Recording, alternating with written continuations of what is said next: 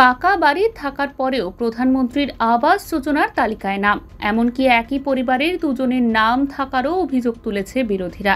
এই প্রেক্ষাপটে আবাসের টাকা ফেরত দিয়ে নজির করলেন ডায়মন্ড হারবারের আনিসুর রহমান। আবাস যোজনার বাড়ি ফিরিয়ে সাংসদ অভিষেক বন্দ্যোপাধ্যায়ের শুভেচ্ছা বার্তা পেলেন ডায়মন্ড হারবারের মরিগাছের গৃহশিক্ষক আনিসুর রহমান। সাংসদের শুভেচ্ছা বার্তা পেয়ে আপ্লুত আনিসুর। শ্রী পান্নালাল হালদার মহাশয়, আমাদের ডায়মন্ড হারবার বিধানসভার এমএলএ, তারা এসেছেন অভিষেক ব্যানার্জি মহাশয়ের পক্ষ থেকে যে শুভেচ্ছা বার্তা এবং মূল্যবান উপহার সেটা আমাকে প্রদান করার জন্য এসেছেন। তবে কেন তিনি বাড়ি ফেরালেন, যেখানে আবাস যোজনার বাড়ি পেতে উৎসুক সবাই? আনিসুরের দাবি তার পাকা বাড়ি রয়েছে। নিজেকে অত্যন্ত খুশি মনে হচ্ছে। আর আরেকটা জিনিস এই মুহূর্তে আমার মনে হচ্ছে যে মাননীয় সাংসদ শ্রী অভিষেক ব্যানার্জি মহাশয়ের সঙ্গে আমার মতামতের বা মতাদর্শে কিছুটা মেলে, কারণ তিনি সমাজের সর্বস্তরের মানুষের কথা ভাবেন, খুব নিখুঁতভাবে তিনি পর্যবেক্ষণ করেন, যেটা প্রত্যন্ত গ্রাম থেকে কীভাবে সাধারণ একটা ছেলে বা যে কোনো জিনিসের যে যথাযথ মূল্যায়ন করা। আর এই কাজটাকে আমি এটা তেমনভাবে মনে করি না। আমি মনে করি যে একটা মানুষ হিসেবে যে নৈতিক দায়িত্ব বা কর্তব্য যেটা করা দরকার এমনি, সেটাই আমি করেছি। কী করেছেন? যে 2018 সালে যখন আবাস যোজনার যে ঘর আসে, সে সময় আমাদের এরকম দোতলা পাকা বাড়ি ছিল না, আমাদের টালির বাড়ি এবং বাড়ি ছিল। তো তখন নাম নথিভুক্ত করেছিলাম।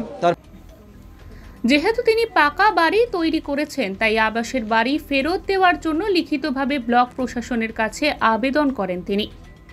সূত্রের খবর, এই খবর সাংসদ অভিষেক বন্দ্যোপাধ্যায়ের কানে পৌঁছায়। তিনি প্রতিনিধি দলকে আনিসুর রহমানের বাড়িতে পাঠান। ডায়মন্ড হারবারের বিধায়ক পান্নালাল হালদার ও বিধানসভার দলীয় পর্যবেক্ষক শামীম আহমেদ সহ প্রতিনিধি দল আনিসুর রহমানের বাড়িতে গিয়ে সাংসদের পাঠানো শুভেচ্ছা বার্তা ও উপহার আনিসুর রহমানের হাতে তুলে দেন। গৃহশিক্ষক আনিসুর রহমানের কাজে আপ্লুত স্থানীয় বিধায়ক পান্নালাল হালদার। প্রিয় সাংসদ অভিষেক বন্দ্যোপাধ্যায়ের নির্দেশে এবং তার দেখানোর পথেই আমরা আনিসুর রহমানের বাড়ি এসেছি। আমরা অভিষেক বন্দ্যোপাধ্যায় প্রেরিত যে উপহার, সেই উপহার দিয়ে গেলাম।